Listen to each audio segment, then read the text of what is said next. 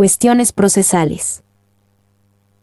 No debería existir mayores inconvenientes en la interpretación de la norma, partiendo del artículo 33 y 36 de la Constitución Nacional, concordándola con el artículo 200 del Código Procesal Penal, debemos operar teniendo en cuenta lo siguiente. 1. Petición adecuadamente fundada. 2. Orden judicial fundada. 3. Plazo para la intervención de la comunicación telefónica. 4. Entrega del resultado exclusivamente al juez de la causa. 5.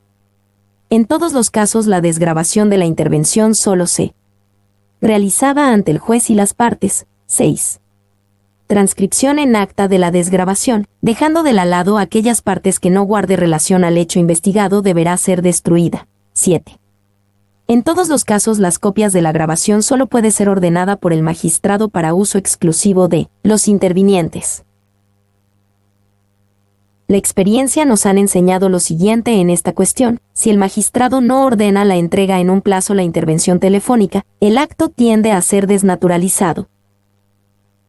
Si el magistrado no dispone la desgrabación y se limita solo a su conservación en formato digital CD, pendrive, la misma corre el riesgo de perderse por el transcurso del tiempo, ya que el momento de su reproducción ante un tribunal de mérito, puede ocurrir lo siguiente: la pieza probatoria llega averiada imposibilitando su reproducción. Por otra parte, es recomendable solicitar el reconocimiento de voz por parte del encausado. Si se niega, se procede a su pericia para dar mayor fortaleza a la prueba colectada. Intervención y grabación de conversaciones propias. Desde un punto de vista técnico se la conoce como medios ocultos de obtención de pruebas practicados por particulares. El análisis que debemos realizar sobre esta cuestión es si un particular a través de los medios ocultos de grabación, video, filmación y audio, grabaciones realizadas por cualquier denominación electrónica, puede presentarlo como prueba. La pregunta que debemos hacernos es la siguiente: ¿el particular que realiza este tipo de grabaciones agravia el derecho a la intimidad y el derecho al no auto incriminación de toda persona que se haya protegida constitucionalmente? Debemos primero determinar qué es la intimidad y cómo se la ejerce. Una definición señala lo siguiente: la intimidad es un estado de plenitud y tranquilidad del individuo. El sosiego necesario a todos por su propia naturaleza se reserva siempre para algunos momentos, lugares o reunión con otras personas, donde se deja descansar la cuota de privacidad. Es decir, cuando uno entabla una conversación con otra persona, en forma privada, renuncia al derecho a la privacidad porque nada opta a que la otra persona reproduzca la conversación, delación, lo grabe o lo filme, cualquiera sea el escenario. En esta materia lo que muchas veces se discute es si el particular o solo el Estado se haya habilitado a grabar conversaciones. Si un particular está obligado a denunciar la existencia de un hecho punible, salvo que se halle comprendido dentro de las disposiciones del artículo 18 de la Constitución Nacional, y si está obligado a denunciar su existencia, también se haya habilitado a denunciar su posible comisión por parte de determinadas personas. Entonces, como dice Roxin, las pruebas no solo pueden ser obtenidas por los órganos de persecución penal, sino también por los particulares, por la que el derecho a la intimidad o privacidad cede por principios de interés público, y si ese temperamento no se siguiera, se estaría estableciendo el derecho a la impunidad del presunto infractor. En esta cuestión también se critica la presunta vulneración del derecho a la no autoincriminación. Debemos determinar primero cuándo este derecho empieza a regir, en todos los casos ante los órganos de persecución penal, de ahí que se lo establece constitucionalmente en el artículo 12 y 18 de nuestra Constitución, es decir, cuando la policía procede a la aprehensión de una persona se le debe informar de ese derecho, guardar silencio, y el agente fiscal antes o después de la imputación a través del acto de la declaración indagatoria. Entonces puedo concluir que un particular puede grabar la conversación con otro, presentarla como prueba, pero el investigador fiscal en la etapa investigativa debe asegurarse que el que entregó la grabación no instigó la comisión del hecho punible. Colocación de aparatos de escucha y grabación en lugares cerrados. En todos los casos debemos primero identificar si el lugar cerrado es de carácter privado o público. Para operar adecuadamente la norma y resolver esta cuestión, si es privado, recuerden el derecho a la intimidad a que tiene derecho toda persona y solo se puede vulnerar con una orden de allanamiento. En este caso se debe seguir las reglas establecidas en el artículo 187 y 189 del Código Procesal Penal para la utilización de los aparatos de escuchas y grabación. Si se trata de lugares públicos, conforme al artículo 191 del Código Procesal Penal, no sería necesario la orden de allanamiento, pero sí la autorización para la colocación y grabación de conversaciones. De todas formas, no está de más si se tratara de lugares comerciales, de esparcimientos, de reunión, munirse de la respectiva orden. Dependerá del escenario investigativo y de la necesidad de utilizar esas tecnologías. Intervención de las comunicaciones en el ámbito penitenciario. La primera cuestión que debemos resolver: ¿cuáles derechos pierdo cuando estoy en prisión preventiva y condena? En la primera no pierdo derecho alguno, pudiendo ejercer cualquier actividad lícita desde ese ámbito y ejercer todos y cada uno de mis derechos. Con el estatus jurídico de condenado uno pierde el derecho a sufragar, subsistiendo todos los demás derechos, por la que a criterio de la cátedra, la intercepción de las comunicaciones en el ámbito penitenciario solo se puede realizar con orden judicial. Entonces se puede afirmar que el ámbito penitenciario, si bien ingresa en el contexto del lugar público sometido a normas de seguridad, el ciudadano con prisión preventiva o condenado preserva todos sus derechos salvo lo identificados precedentemente, por la que es imprescindible contar con una orden judicial para interceptar sus comunicaciones. Recurrente se denuncia hechos punibles que son diseñados y ordenados en ese ámbito, pero no se debe perder de vista lo siguiente. Existen normas penitenciarias de seguridad que guardan relación a la convivencia con los reclusos en ese ámbito y, otra muy distinta es pretender hacer validar dichas normas o directivas para hacer valer pruebas obtenidas en esas condiciones en un proceso si es que la misma no fue debidamente autorizadas por un juez penal. Unidad número 5. Identificación del concepto de valoración de prueba. Lectura sugerida. Valoración de la prueba. Jordi Nieva Fenol. Edith Marcial Pons. Concepto. Según Cafferate, 1994, 37. La valoración de la prueba es una operación intelectual destinada a establecer la eficacia conviccional de los elementos de prueba recibidos. Para Davis Echandía, 1994, 99. La valoración o apreciación de la prueba judicial es aquella operación que tiene como fin conocer el mérito o valor conviccional que pueda deducirse de su contenido. Se trata de una actividad procesal exclusiva del juez. Es el momento culminante y decisivo de la actividad probatoria. Su importancia es extraordinaria. Por su parte, Varela, 1990, 10. Nos dice que la valoración o evaluación constituye un acto de trascendental importancia dentro del proceso y de la etapa preparatoria, dado que el resultado que se obtenga a través de él dependerá la suerte del juicio que tanto se puede traducir en la condena como en la absolución del acusado en materia criminal, como en la obtención de una justa reparación del daño sufrido o de pérdida. La valoración de la prueba se puede definir como aquella operación mental que realiza la autoridad jurisdiccional con el objeto de obtener de cada elemento probatorio la suficiente convicción para determinar la culpabilidad o inocencia del imputado. Las ordalías o juicios de Dios. La ordalía o juicio de Dios era una institución jurídica vigente hasta finales de la Edad Media en Europa. Según Francisco Tomás y Valiente, las ordalías consistían en invocar y en interpretar el juicio de la divinidad, a través de mecanismos ritualizados y sensibles, de cuyo resultado se infería la inocencia o la culpabilidad del acusado. No cabe duda del carácter mágico e irracional de estos medios probatorios. De ahí que las ordalías fueran siendo sustituidas por la tortura a partir de la recepción del derecho romano en el siglo XII. Mediante la ordalía se dictaminaba, atendiendo a supuestos mandatos divinos, la inocencia o culpabilidad de una persona o cosa, libros, obras de arte, etc., acusada de pecar o de quebrantar las normas jurídicas. Consistía en pruebas que en su mayoría estaban relacionadas con torturas causadas por el fuego o el agua, donde se obligaba al acusado a sujetar hierros candentes, introducir las manos en una hoguera o permanecer largo tiempo bajo el agua. Si alguien sobrevivía o no resultaba demasiado dañado, se entendía que Dios lo consideraba inocente y no debía recibir castigo alguno. De estos juicios se deriva la expresión poner la mano en el fuego, para manifestar el respaldo incondicional a algo o a alguien, o la expresión prueba de fuego. El significado etimológico proviene de la palabra inglesa ordeal, que significa juicio o dura prueba que debe atravesar aquella persona, el acusado, para poder demostrar su inocencia. Los germanos, al invadir el Imperio Romano de Occidente, popularizaron su aplicación, donde pasó a designarse como juicio de Dios, por considerarse que el veredicto dictado por esta prueba era de origen divino. Sin embargo, esta manera de fallar juicios es de origen más antiguo y ya se conocía en la antigua Grecia. Los hebreos, por otra parte, según se escribe en la Biblia, tenían una forma de ordalía para justificar los celos de un marido y demostrar si una mujer era adúltera. Se le hacía beber el agua amarga de la maldición, un brebaje preparado por el sacerdote con agua y ceniza, entre otros elementos. Los romanos, por otra parte, tenían la leyenda de Mucio Escévola, quien dejó arder su mano ante sus enemigos etruscos en prueba de que decía la verdad. A lo largo del tiempo, los tipos de pruebas fueron de dos clases, canónica y vulgar. La vulgar consistía en las maneras de justificarse inventadas por las supersticiones del pueblo.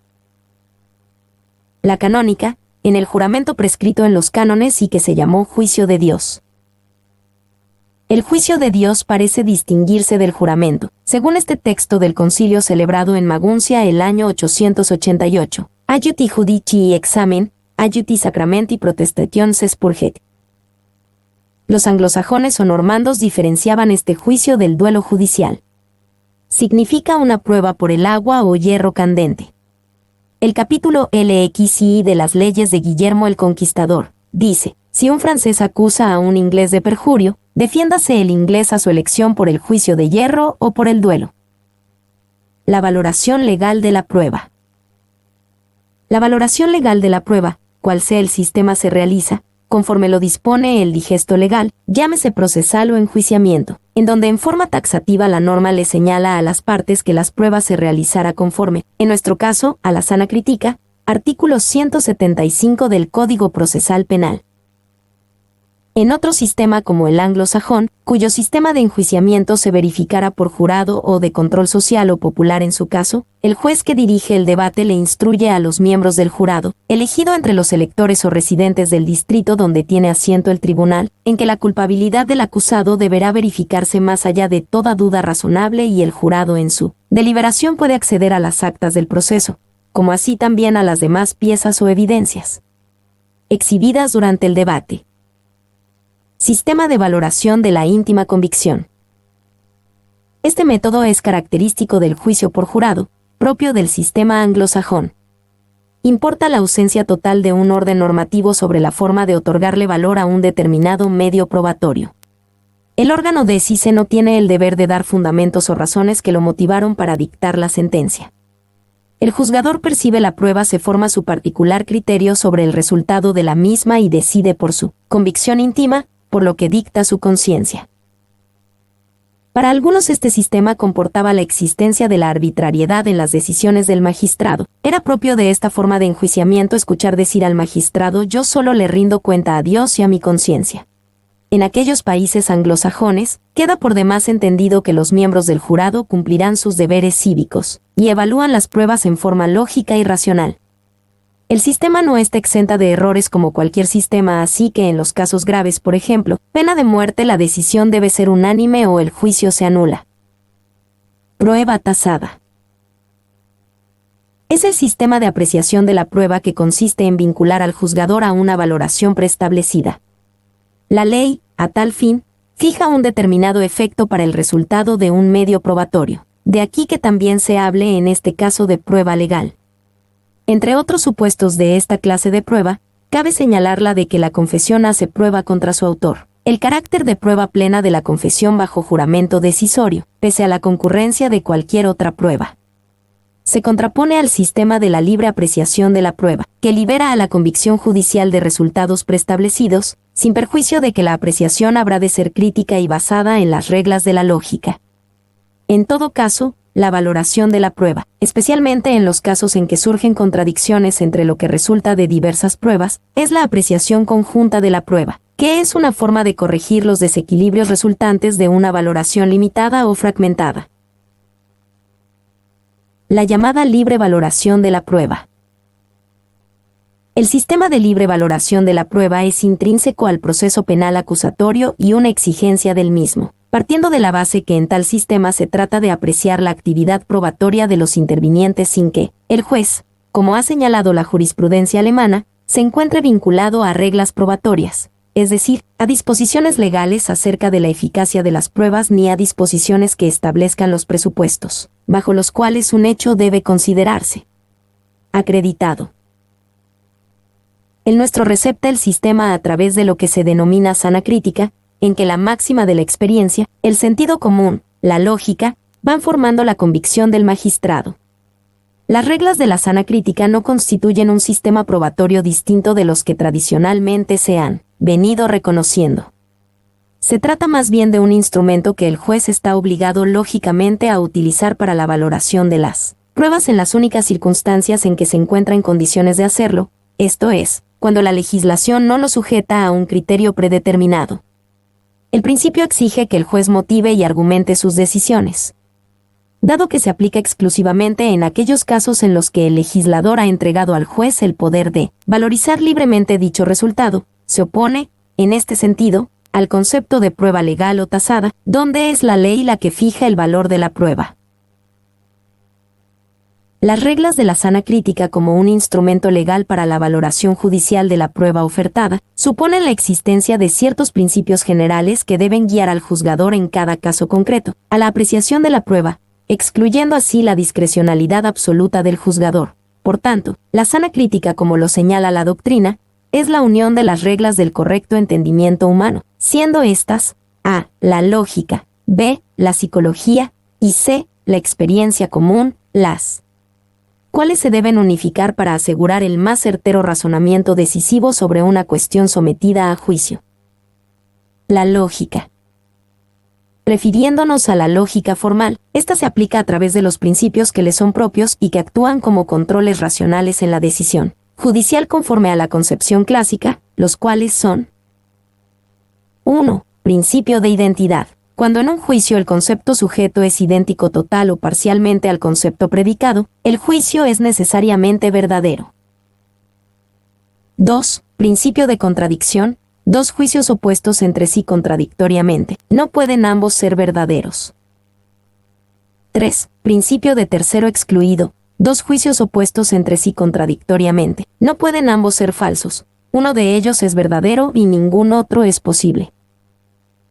4. Principio de razón suficiente. Todo juicio, para ser realmente verdadero, necesita tener una razón suficiente que justifique lo que en el juicio se afirma o niega con pretensión de verdad. Igualmente, ha sido la doctrina la que ha identificado leyes de la lógica, las cuales se basan sobre la coherencia de los pensamientos y de derivación. En cuanto a la primera, es aquella concordancia o convivencia entre sus elementos, y la segunda ley establece que cada pensamiento proviene de otro con el cual está relacionado. La psicología. Por esta debe entenderse como el elemento interior que preside nuestra vida, desde los actos más simples a los más sublimes, y que se manifiesta en hechos de conocimiento, sentimiento y voluntad. Juega un papel muy importante y de la cual el juez no puede apartarse en la valoración de la prueba. La experiencia común. Puede mencionarse que la misma comprende las enseñanzas que se adquieren con el uso, la práctica o solo con el vivir, y que se encuentran en cualquier persona de nivel cultural medio, integrando el sentido común. La llamada carga de la prueba. En nuestro sistema de enjuiciamiento, la carga de la prueba se halla a cargo de quien acusa al Ministerio Público en los casos de la llamada acción penal pública y al particular ofendido en los casos de la llamada acción penal privada. Sin embargo, la actividad probatoria para el Ministerio Público se caracteriza por un sesgo moral, cual es la de actuar con objetividad, es decir, colectar las pruebas de cargo y de descargo a los efectos de formar su convicción. Frecuentemente en los debates de juicio oral se suele mencionar que el estado de inocencia no necesita ser demostrada, sino más bien destruida por la actividad probatoria del Ministerio Público. Sin embargo, si la defensa asume una teoría del caso exculpatoria, cualesquiera sea el fundamento, necesariamente debe corroborarla por algún medio idóneo de carácter probatorio. Unidad número 6. Libre valoración de la prueba y presunción de inocencia. Lectura sugerida. acerca de la motivación de los hechos en la sentencia, Andrés Perfecto Ibáñez. La valoración de la prueba en el proceso. La existencia de la actividad probatoria. Una vez concluida la producción de las pruebas, se inicia el proceso de valoración de las mismas. Las partes deberían realizar en la llamada etapa de alegatos. La actividad expositiva se debe realizar con arreglo al artículo de 175 del CPP, es decir, las partes deberían hacer cita y darle el debido justiprecio al mismo conforme a sus pretensiones, sin olvidar que la valoración se realiza en forma conjunta y armónica, es decir, se debe citar todas las pruebas, meritando o desmeritándolo según el caso. La experiencia nos enseña que las partes más de las veces realizan una mera cita de las mismas, sin darle mayor contenido, es decir, por qué una prueba unida a otra sostiene la pretensión, o por qué una inferencia lógica realizada a partir de un material probatorio fortalece la teoría del caso. El exministro de la Corte Suprema de Justicia de España, Andrés Perfecto Ibáñez, citando a Ferrajoli, señala la necesidad de hacer una cita expresa de todas las pruebas, como una garantía para el justiciable por parte del juez, ya que es frecuente que para sostener un discurso judicial en la sentencia el magistrado solo cite algunas de esas pruebas sin meritar todas las que se han presentado. Valorar implica motivar, fundar, exponer el alcance de las pruebas conforme a los hechos objeto del debate y actualmente es una obligación de rango constitucional, artículo 256, y procesal, artículo 125 del Código Procesal Penal. El discurso expuesto por las partes con relación a las pruebas debe transcurrir conforme a la sana crítica. El representante del Ministerio Público se halla obligado conforme al artículo 54 del Contadora Pública p. fundar su actuación bajo un criterio objetivo. Muy bien, al final del debate puede solicitar la absolución del acusado, mientras que la defensa, sin embargo, no se halla sujeto a esta obligación, ya que defiende intereses más allá de la presunta inocencia del representado. El temperamento que debe ser asumido por el magistrado, en esta fundamental tarea, es que debe obedecer la directiva constitucional y sobre todo tener el cuidado suficiente de construir la sentencia a partir de los delineamientos de la lógica formal, es decir, demostrar a partir de la premisa mayor, la norma que la conclusión ya ha sido adecuada, conforme al análisis previo de los hechos premisa menor. La existencia de la actividad probatoria. Luego de un largo transcurrir de la historia, no se concibe actualmente un proceso penal, sin actividad probatoria, es de rango constitucional, que el poder punitivo si pretender ejercer dicho poder necesariamente en su señalamiento de una conducta socialmente desaprobada debe sostenerlo con pruebas, que a su vez debe cumplir con las indicaciones del artículo 172 y siguiente del CPP. Es una garantía que tiene el justiciable, que el Estado asume en un proceso una actividad probatoria, conforme al caso. Estas pueden ser variadas o no, ya que como lo indica Jeremías Bensem, las pruebas no se miden, sino se pesan, es decir, una prueba junto con otras debe probar el conjunto de los hechos, pero de acuerdo a los hechos puede resultar insuficiente para sostener la culpabilidad del encausado. Obviamente que esta actividad expresado operativamente debe cumplir con las exigencias para la validez de las mismas para el momento de su valoración y observar lo preceptuado en el segundo párrafo del artículo 173 del Código Procesal Penal. El despliegue de la actividad probatoria no solamente guarda referencia a la introducción del material probatorio, sino también a la manifestación intelectual y de conocimiento que se realiza en el momento crítico, es decir, el momento de valorar lo colectado, partes y juzgador. La congruencia incriminatoria de la prueba. En el proceso de exposición y sobre todo de valoración de las pruebas, debe existir una concordancia lógica entre las pruebas de cargo, incriminación. Al presentarse no debe existir contradicción en cuanto a su significado, identificación y alcance.